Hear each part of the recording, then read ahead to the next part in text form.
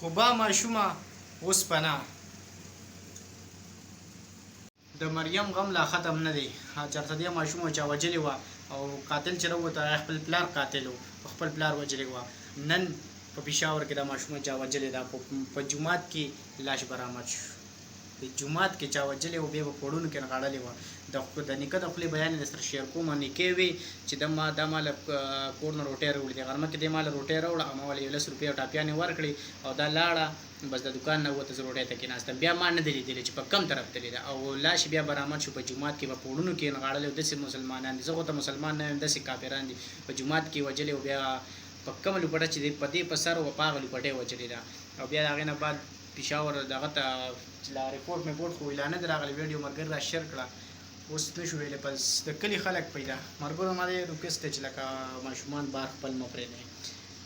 که پرېږدئ هم په سره په خپله وځئ، که دکان ته لېږئ په خپله ورسره ځئ. اوس هغه وخت په چا اعتبار نه دی کول پکار. نن دا بله ماشومه په دې اختر ورځو کې دا دویمه ماشومه لاړه.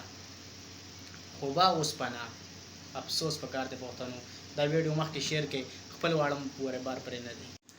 ملګرو دا یو ریکویسټ دی، مخکې دا ویډیو شیر کړئ چې خپل واړه پورې بار پرې نه دی. خپل واړه بار پرې نه دی چې ورسره بار یې پرېږدئ، لوبوله په خپله ورسره وځئ. دکان دې لېږئ په خپله ورسره دکانه پورې ځئ. وګوره نن سبا وګوره دغه نه دی پاتې، په چا اعتبار وکړو.